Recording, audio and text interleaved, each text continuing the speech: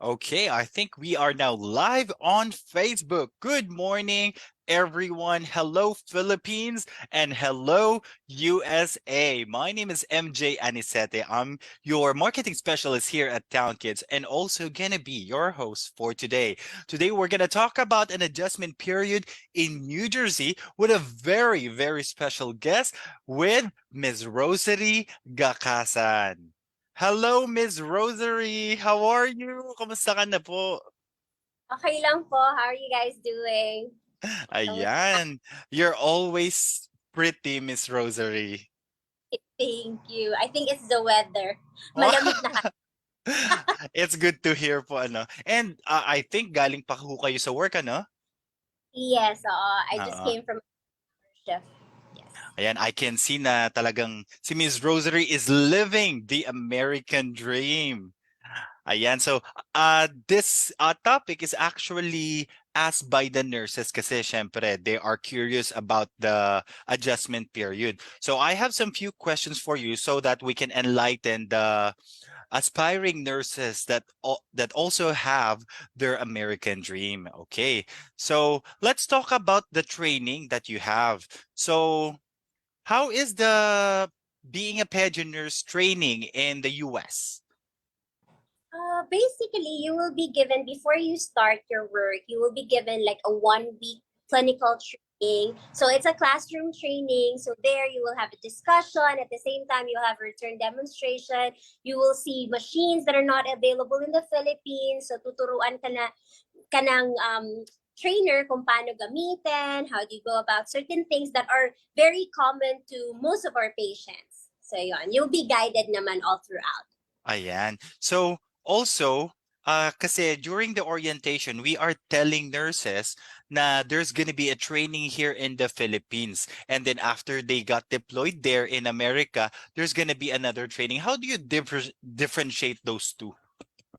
I think it's about the same. The thing is, here lang, kasi it's more focused on the common procedures that you usually do in most of our patients. Kasi when in Manila, if I remember it correctly, it's more of generalized. Dito, you'll be focused on certain machines that you will be using in your everyday duty nyo. So, yun lang naman yung difference. Ayan. Thank you for sharing that, no? And also, binibigay din kasi naming heads up sa mga nurses para naman maging at ease sila, Miss Rosarie. Meron din tinatawag na shadowing. Ano naman po yung ginagawa natin dyan sa shadowing training? So shadowing is like preceptorship. So after your clinical training, which is going to be a 1 week or two, you will be looking at or observing a senior nurse. So say for example, like me, I have a patient, so pupunta ka doon, you'll be given certain hours, basically mga 4 to 6 hours. So you'll be observing the senior nurse on how they take care of their patient, anong ginagawa nila, the routine. So once you will be deployed, it will be easier for you to adjust and you will not be overwhelmed. So during that time, you can just observe or you can help out the senior nurse. So whatever you feel like doing, pwede naman. So take that opportunity for you to learn. Ayan. So I hope this will help the nurses, no? Uh, Also, uh, for the adjustment period of migrating in the US, can you talk about that naman po, Miss Rosarie? Well, it would really vary, from person to person. For me personally, it took me quite some time. Maybe, I would say the first time would be a 1 month. So during that 1 month, I was adjusting, and then second month, still adjusting. Even until now, I'm still adjusting. I can't totally say na I'm fully adjusted here. Mhm. So it would take time. It really depends on how you deal with it. Yun. But Ayan. first month, Totoo naman, I agree na sa atin din naman kung paano tayo mag-a-adjust and how to cope up with everything.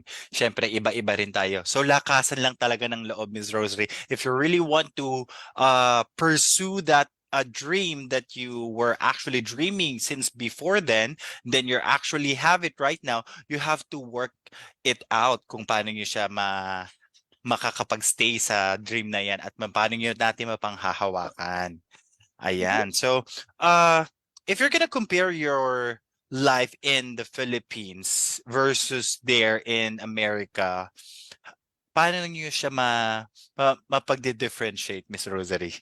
Well, I would say it's totally different. Kasi here in America, you do everything on your own. Kasi Mhm. sa Pilipinas, we're used to getting help from other people, and which is easy. Dito hindi. You have to be self-proficient. You have to be, I mean, self-sufficient rather. So you have to be very independent. So totally different talaga. Dito natutunan kong maglagay ng lock, natutunan kong maglagay ng kortina, yung curtain rods, all those simple stuff, but you have to learn it. Kasi pag hindi, wala ka talaga. Wala, wala kang magagawa.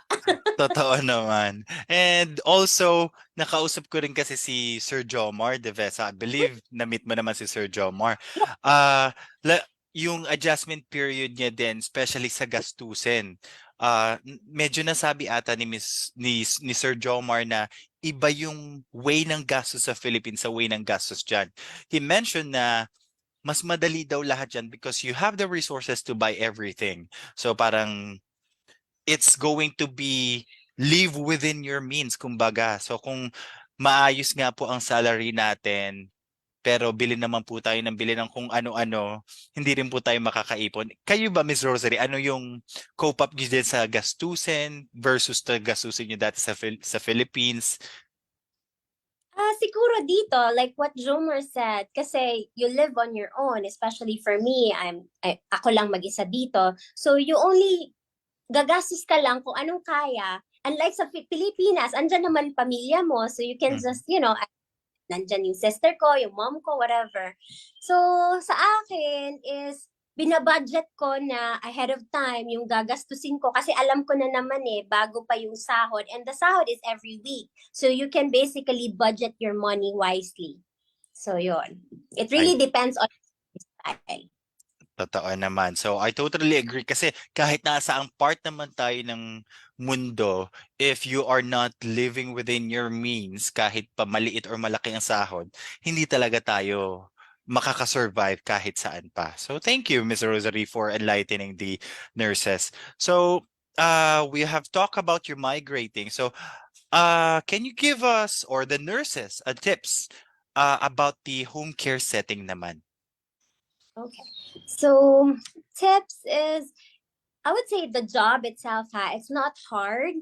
It's not as complex as hospital, but you really have to be confident. Kasi dito, wala kang nurse, ibang nurse na pwede mong tawagin. You have to, before going to a job, you have to know what you're doing. You have to be confident on what you're doing. And you have to make sure na you sell yourself, not only sa patient mo, but also to the family. Kasi nga, you will be working with them for how many hours. So yon. And I guess I said it in my blog or the video I created. So you have to really sell yourself and let them feel that you are, you can be trusted. Mhm. I guess, I agree. oo. Kasi, what sinasabi ko rin yan sa orientation ko, Ms. Rosary, na you have to be very involved in any aspect. Kasi ang hindi lang naman talaga ang patients ang ating makakausap. Of course, the parents will be very involved with their children. So, with regards to that, since pumupunta tayo sa home care or sa home setting, sa bahay ng pasyente, ah ano yung kaibahan niya sa ibang medical fields in a hospital?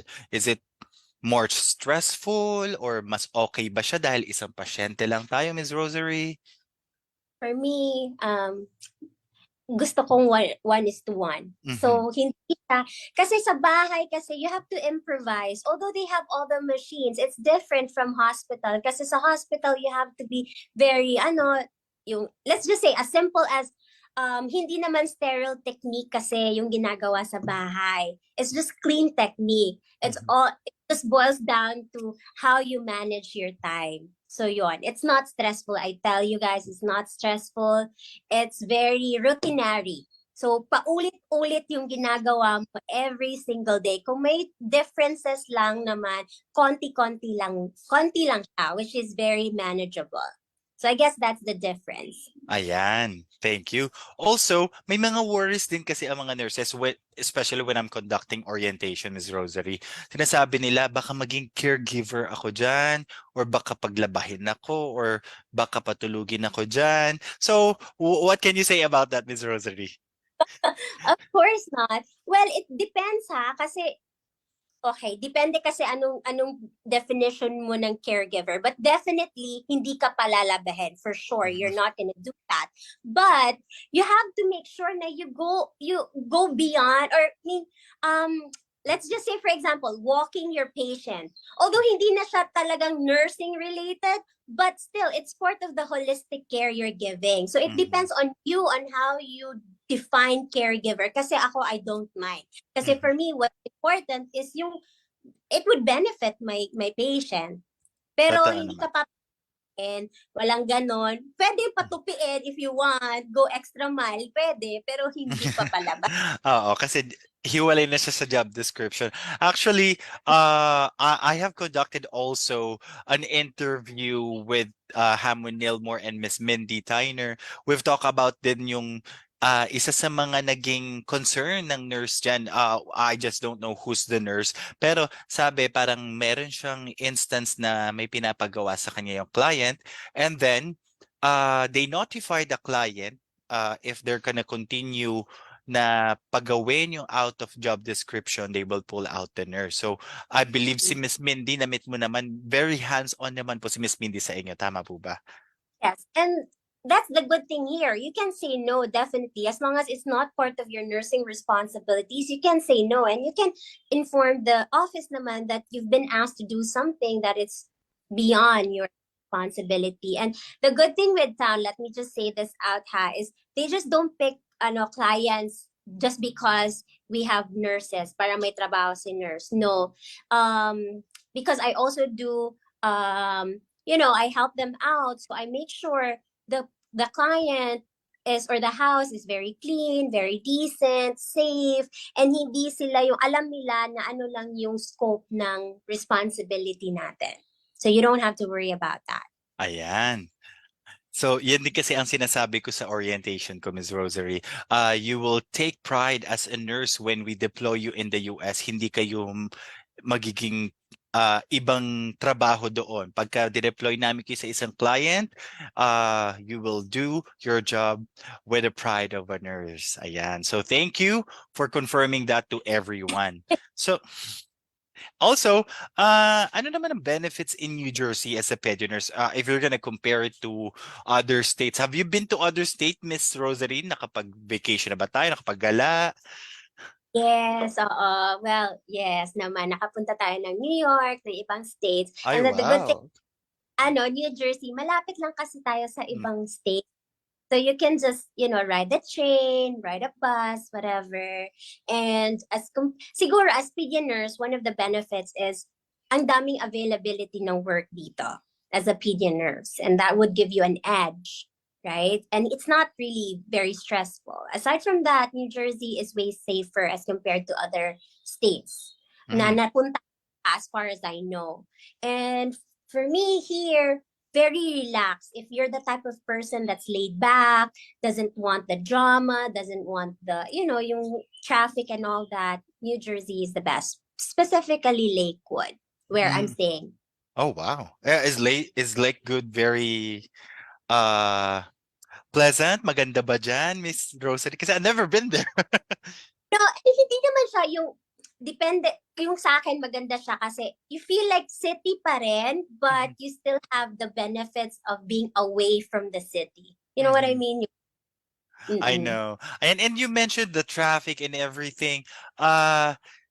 During the orientation, we are also saying about the car loan. Do you already have your own car?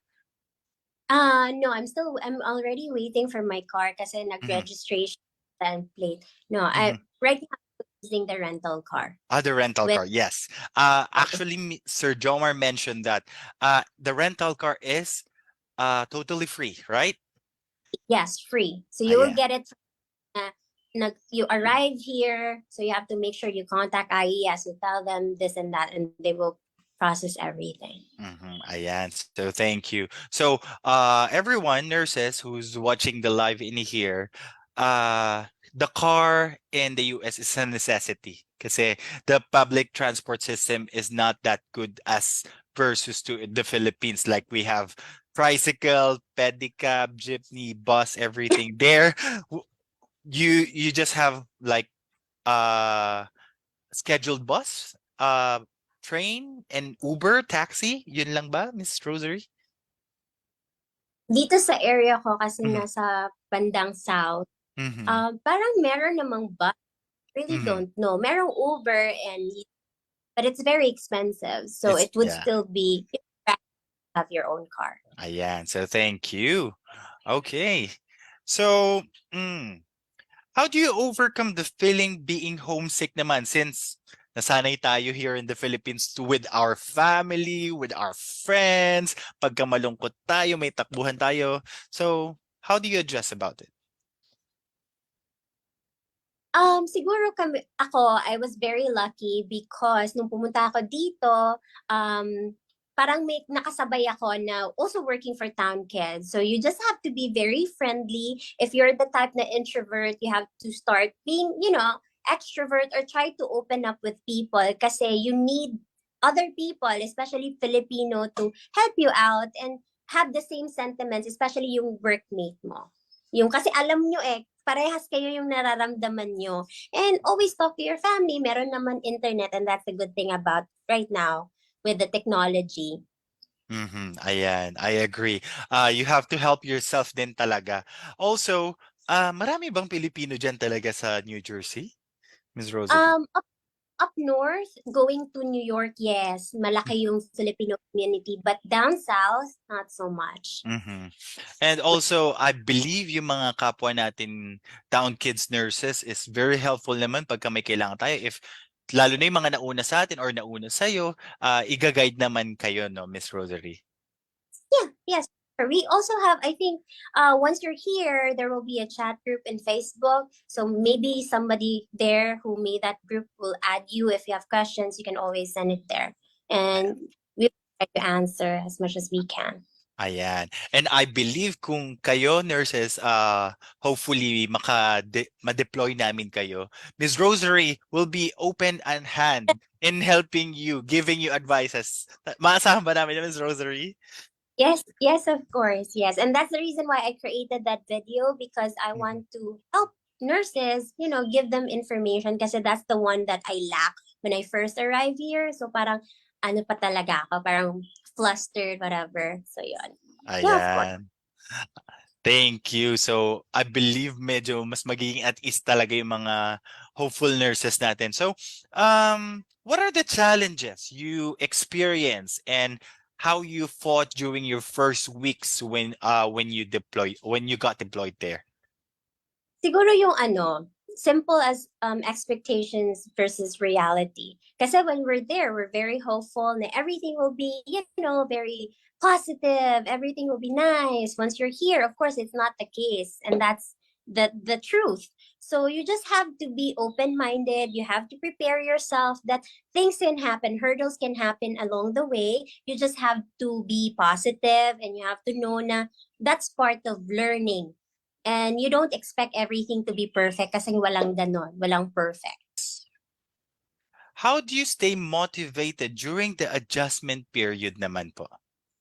Mm, siguro I just focus on what really is yung reason or my goal bakit andito ako. And that is to na ma-reach ko yung American dream ko. So yun yung motivation ko. Bakit ba na ako nandito para I can have a good life, I can send back money sa family ko sa Pilipinas, I can, travel. So yun yung dapat i-focus nyo. I know there will be, ups and downs, may mga pangit na mangyayari, but don't focus on that.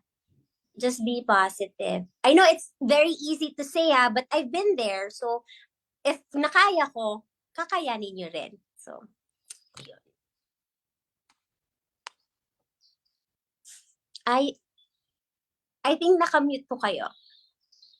Ayan, sorry. So there are things na dapat talaga mina-mindset natin eh. So there are things na inevitable na hindi natin maiiwasan na meron talagang magiging problems in the future. But Town Kids is very hands-on naman pagka meron tayong hinarap na mga bagay na ganyan. Am I right, Miss Rosary? Yes, oo. But Mhm. of course, you don't expect them to know naman if hindi ka magsasabi. So you have to Mhm. voice in a certain way that it's respectful to them naman. Kasi Ayan. they might not know what you're feeling. Ayan, totoo. So, we have a few more questions in here na lang, Ms. Rosary. So, I won't take much of your time kasi I know pagod ka galing pa sa trabaho. So, what are your practices, mindset in helping you to adapt and adjust to your new environment? Since, syempre, nasanay nga tayo here in the Philippines. Oo. So siguro first is you have to be positive. You have to be open-minded. You have to accept na it's gonna be hard. There will be a lot of struggles along the way, pero kakayanin mo yon. It really depends on you, and you always have to remember what is really your goal. Bakit ka andito? Is it because of yourself, your family? So yon. So Ayan. yun.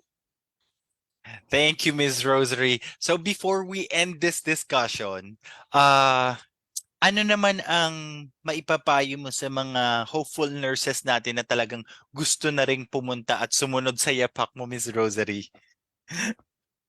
Siguro, prepare yourself.